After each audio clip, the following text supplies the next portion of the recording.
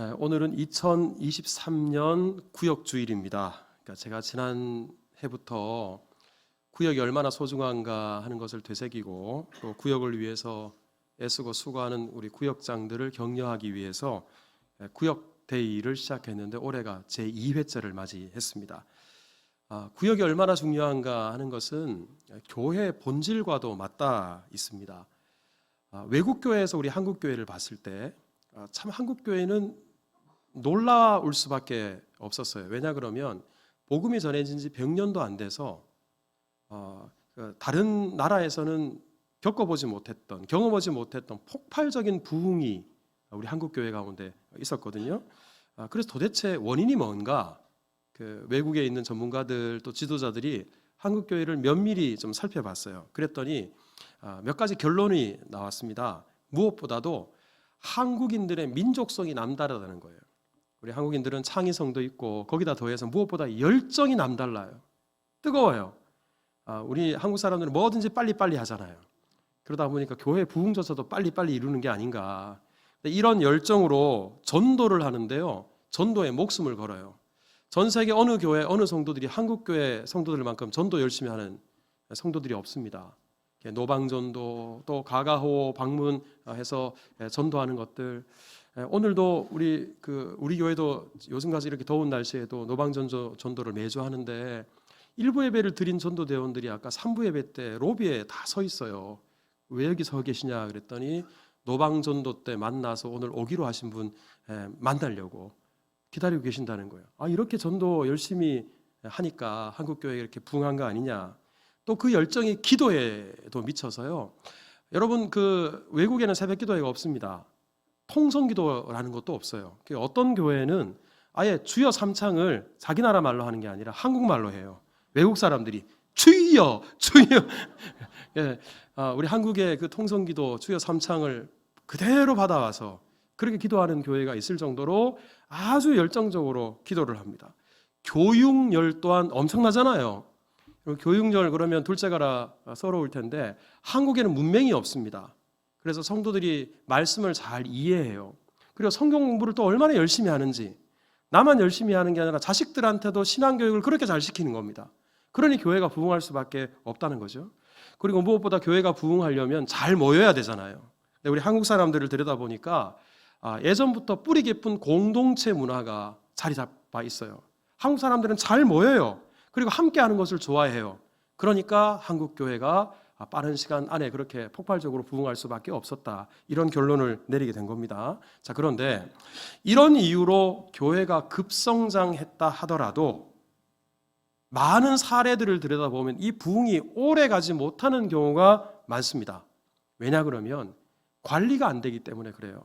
여러분 더러 가난한 분들 중에 또 돈을 잘 모르고 관리할 줄 모르는 분들 중에 덜컥 로또가 당첨됐어요.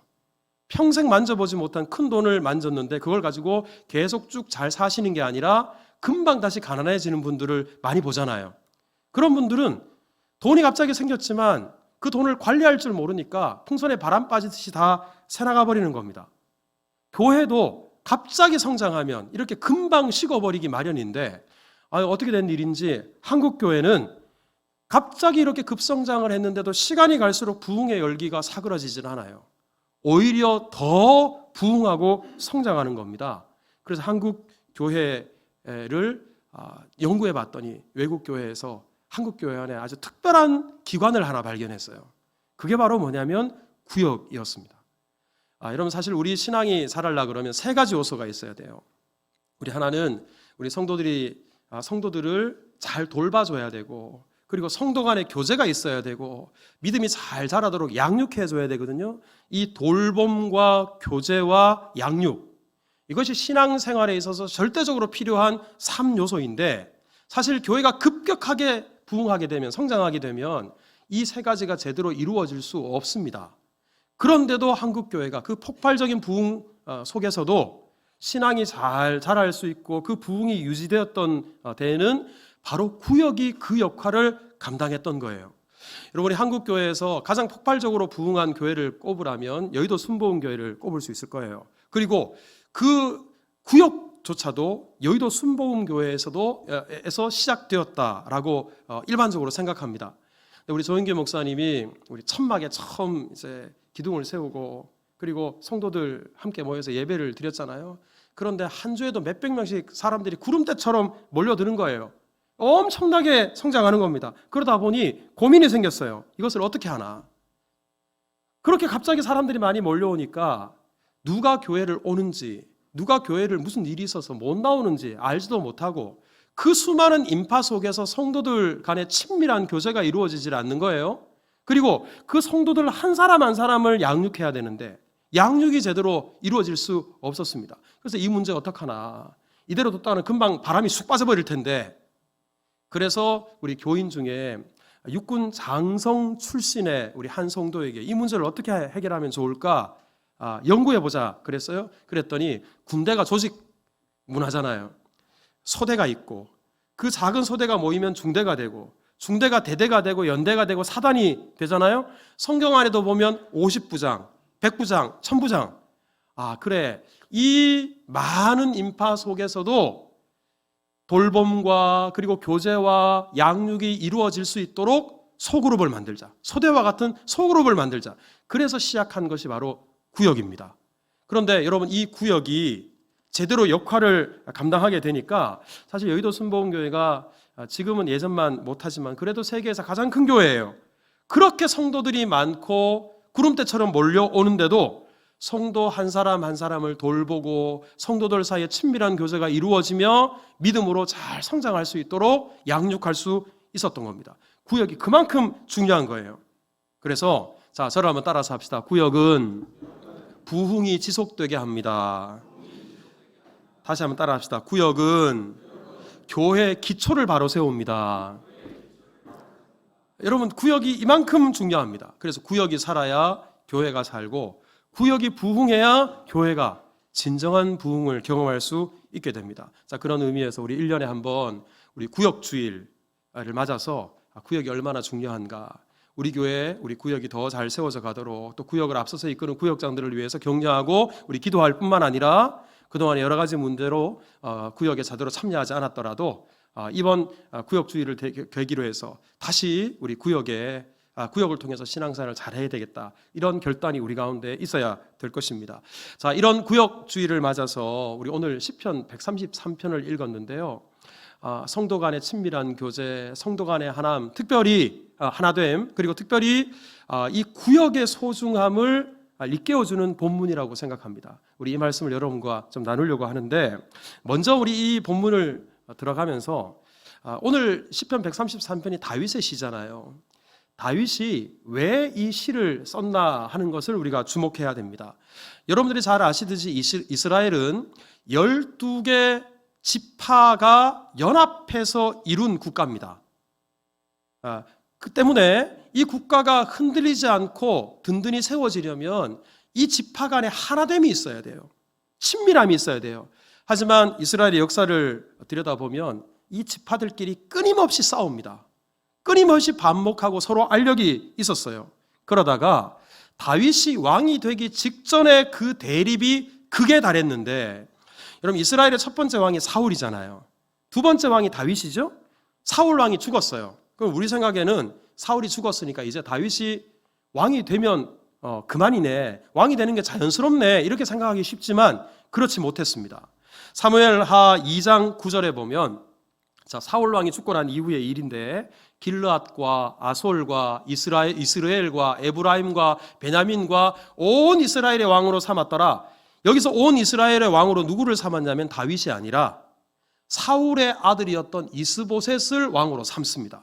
그런데 여기서 나오는 길르앗, 아솔, 이스라엘, 에브라임, 베냐민, 이 지파를 지도에 놓고 보면, 지도를 한번 보세요. 동그라미 친 데가 다 지금 금방 나온 구절에 나오는 지파들이에요. 이것을 조금 더 다른 지도를 보면 넘겨보세요. 이스라엘 땅 이만큼이 맨 아래의 유다 지파를 제외하고 대부분의 지파들이 사울 집안을 따르는 거예요. 사울이 죽었는데도. 그러면 일찍이 하나님으로부터 기름 부음을 받은 다윗은 어땠나? 사무엘하 2장 11절을 보세요.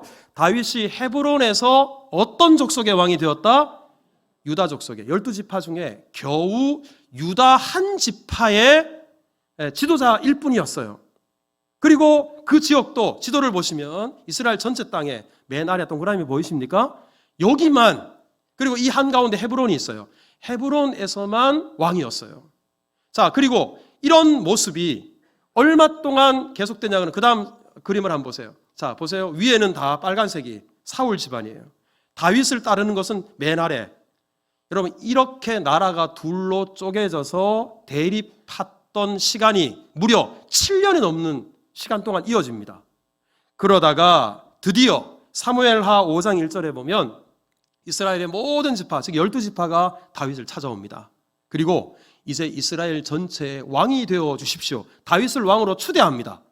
이렇게 해서 다윗이 왕이 됐어요. 자, 그러니까 둘로 쪼개졌던 나라의 통일 왕이 되었으니 다윗이 왕이 되자마자 가장 먼저 해야 될 일이 뭐겠어요? 나누어졌던 이 나라를 하나로 만드는 거예요. 통합하는 거예요. 그래서 다윗이 가장 먼저 한 일이 원래 유다 지파 한가운데 있었던 수도 헤브론에서, 자, 지도를 한번 보시면 예루살렘으로 옮기는데, 예루살렘 위치를 한번 보세요. 흥미로운 것이, 자, 우리 북쪽에 사울 집안을 따랐던 그 지도, 그 경계선에서 남쪽 유다 지파의 경계선 그 한가운데 예루살렘이 있어요. 예루살렘으로 수도를 옮깁니다. 그리고 여기에 성막을 짓습니다. 법궤를 여기다가 모십니다. 그리고는 바로 이 예루살렘을 중심으로 해서 이스라엘을 하나된 이스라엘로 만들려고 이스라엘의 통합과 하나됨을 추구합니다. 그리고 나서 쓴 시가 바로 오늘 본문 시편 133편이에요. 자, 우리 1절. 자, 이런 시점을 이해하고 우리 1절을 한번 읽어봅시다. 시작. 보라, 형제가 연합하여 동거함이 어찌 그리 선하고 아름다운 거. 여러분, 여기서 우리 한글로는 이렇게 번역되어 있지만 원어로 읽으면 이 순서가 바뀌어 있어요. 보라, 어찌 그리 선하고 아름다운가. 아니, 다시 돌려서, 예, 보라, 어찌 그리 선하고 아름다운가. 형제가 연합하여 동거함이. 이 순서예요. 자, 이렇게 말을 하는 겁니다. 이 말은 다윗이 이제 이스라엘 12지파에게 촉구하는 거예요. 이제 우리 하나 되자. 함께 살자. 이것이 정말 선하고 아름다운 일이다. 이 아름다운 일도 원어를 보면 정말 기쁜 일이다. 행복한 일이다. 그러니 우리 이제 하나 되자. 그렇게 촉구하는 겁니다. 자, 이 부분을 우리 원문을 잘 살려서 우리 현대어 성경에서는 어떻게 번역을 했나? 자, 우리 같이 한번 읽어봅시다. 시작. 어찌 이보다 즐거우랴. 어찌 이보다 아름다우랴. 형제 자매 오손도손 아껴주며 사는 것. 예, 특별히 여러분 이 시가 성전에 올라가면서 불렀던 노래라고 표제어에 되어 있잖아요. 우리 하나님께 예배하러 올라가면서 흩어졌던 12지파들이 성전에 모입니다. 이때마다 우리는 한 분 하나님을 섬기는 한 백성이지, 우리는 한 가족이지, 한 형제 자매지, 이것을 확인하면서 이 노래를 불렀던 거예요. 그만큼 하나됨이 하나님 앞에서 중요하고 선하고 아름답다라는 겁니다. 저는 우리 수정교회가 이런 공동체가 되기를 주님의 이름으로 축복합니다. 그리고 이런 공동체를 이루기 위해서 무엇보다도 먼저 구역 안에서 이런 친밀함과 하나됨과 연합의 역사가 있어야 돼요. 자, 저를 한번 따라서 합시다. 우리는 예수님 안에서 한 가족입니다. 믿으십니까? 자, 옆에 분들과 인사 나누시다. 우리는 한 형제 자매입니다. 시작. 예, 여러분, 우리 전체 교회가 이렇게 주 안에서 한 가족이 되기 위해서는 먼저 구역 안에서 이런 친밀함과 하나됨이 우리 가운데 이루어져야 됩니다. 가족보다도 더 친밀하고 서로 위하고 하나되는 은혜가 우리 교회 가운데, 구역 가운데 우리 풍성하기를 주님의 이름으로 축복합니다. 자, 그러면 이렇게 형제끼리 연합하고 동거하는 일이 얼마나 복된가? 자, 이것을 다윗이 설명하기 위해서 두 가지를 비유로 들어요. 하나가 2절이고 하나가 3절인데, 자, 우리 2절을 한번 볼까요? 2절 같이 읽습니다. 시작. 머리에 있는 보배로운 기름이 수염 곧 아론의 수염에 흘러서 그의 옷깃까지 내림 같다. 예, 여러분, 이게 무슨 말이냐면 형제가 연합해서 하나 될 때 마치 아론의 머리에서부터 흘러내린 기름이 수염을 타고 온몸에 흘러내리는 것과 같다. 이렇게 말했거든요. 근데 이게 무슨 말인가? 여러분, 여기서 아론은 다름 아니라 대제사장입니다.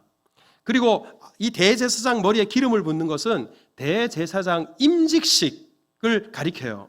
자, 출애굽기 29장 5절에 보면 우리 대제사장을 임직할 때 장면이에요. 보세요. 의복을 가졌다가 제사장의 옷을 입힙니다. 그리고 흉패를 가슴에다 붙입니다.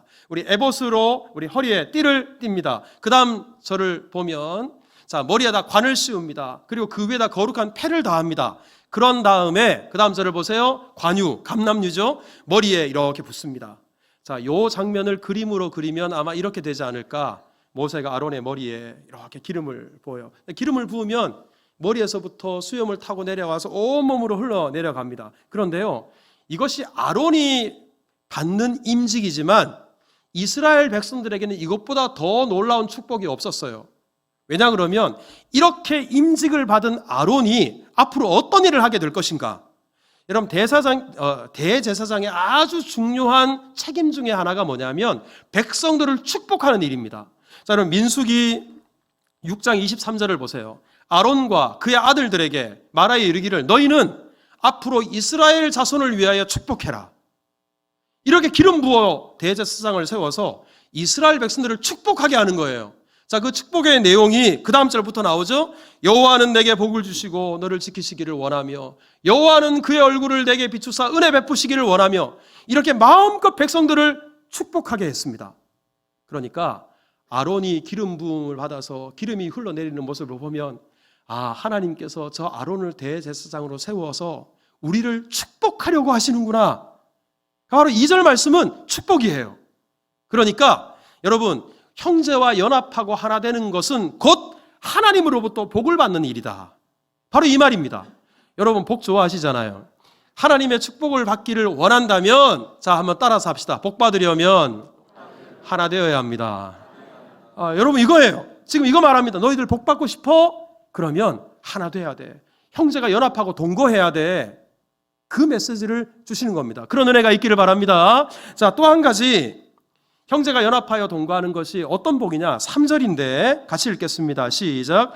헐몬에 있으리 시온의 산들의 내림 같도다. 여기서 헐몬에 됐습니다. 헐몬에 있으리 시온, 이스라엘에 있는 산들에게 내리는 것과 같다 그랬어요. 사진을 하나 보시면 이 사진이 헐몬산입니다. 실제로는 헬몬산이라고 부르는 게 더 맞아요. 우리 푸른 초원이 이스라엘 땅이고요. 이스라엘 땅에서 바라본 헐몬산의 모습인데 이 산의 높이가 2,800m가 넘어요. 그러니까 백두산보다 조금 높습니다. 그러니까 이스라엘에서 가장 높은 산입니다. 그래서 우리 산 꼭대기에 뭐가 있어요? 눈이 이렇게 있죠. 그래서 이 산은 늘 이렇게 눈이 덮여 있어서 노인의 산이다. 왜? 우리 어르신들이 머리가 희잖아요. 노인의 산이다 또는 눈의 산이다, 이런 별명이 붙어 있습니다. 자, 그런데요, 이 헐몬산에서 산으로부터 이슬이 내린다 그랬는데 헐몬산이 이스라엘에 있어서 대단히 중요한 역할을 해요. 자, 이 지도를 보시면 빨간색 동그라미가 헐몬산 위치예요. 여기에서부터 물이 내려오면 요단강을 거쳐서 갈릴리 호수까지 내려옵니다. 그리고 사해 바다까지 이어지죠.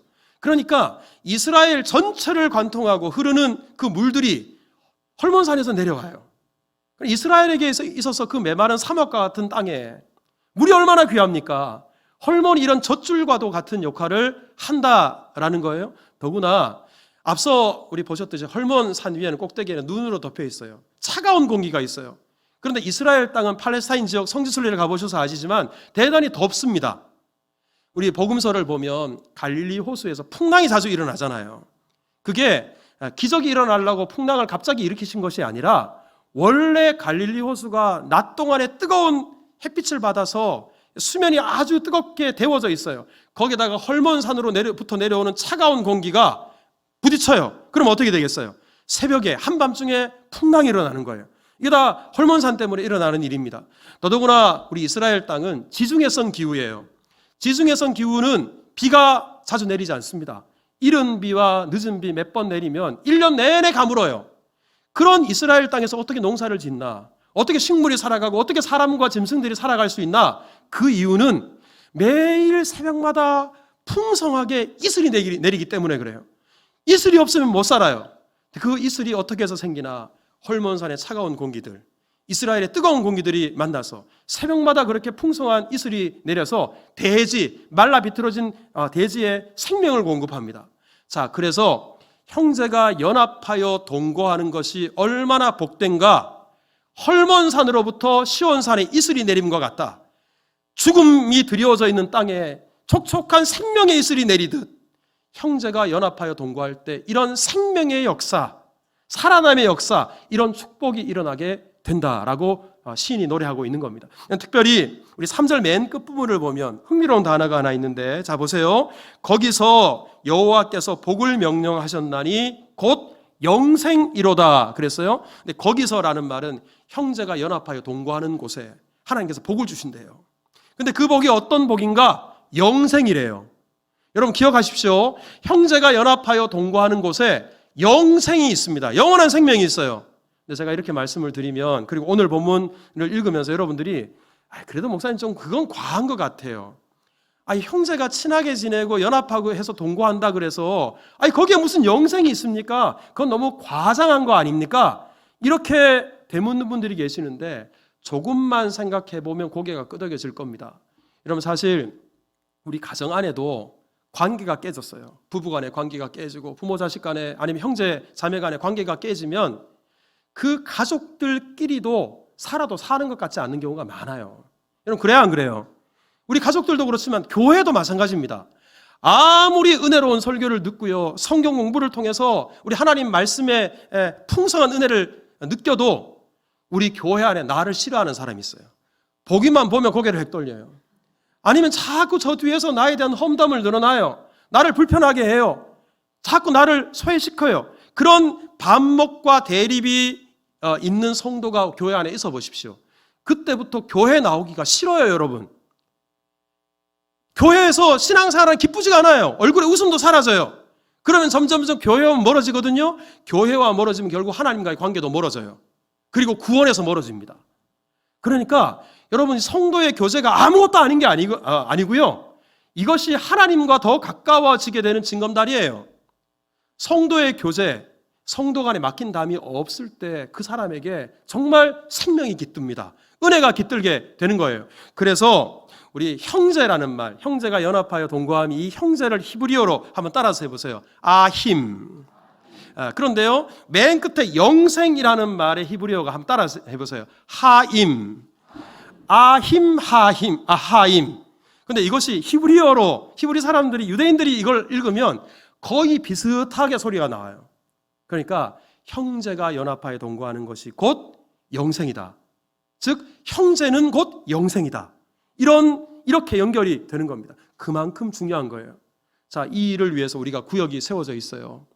우리 구역을 통해서 이런 친밀한 교제를 나눌 수 있고 하나됨의 역사를 우리가 경험할 수 있습니다. 때문에 우리 오늘 구역주의를 맞아서 혹시 여러분들 중에 여러 가지 사정으로 나는 구역이랑 상관없이 주일날 예배 1시간 딱 드리면 끝이야, 혹시 이렇게 생각하시고 신앙생활 하시는 분들이 있더라도, 어려우시더라도 한 달에 한 번이라도, 아니면 1년에 몇 차례라도 우리 구역을 통해서 성도들끼리 친밀하게 교제하고 또 함께 예배하고 은혜를 나눌 수 있으면 좋겠습니다.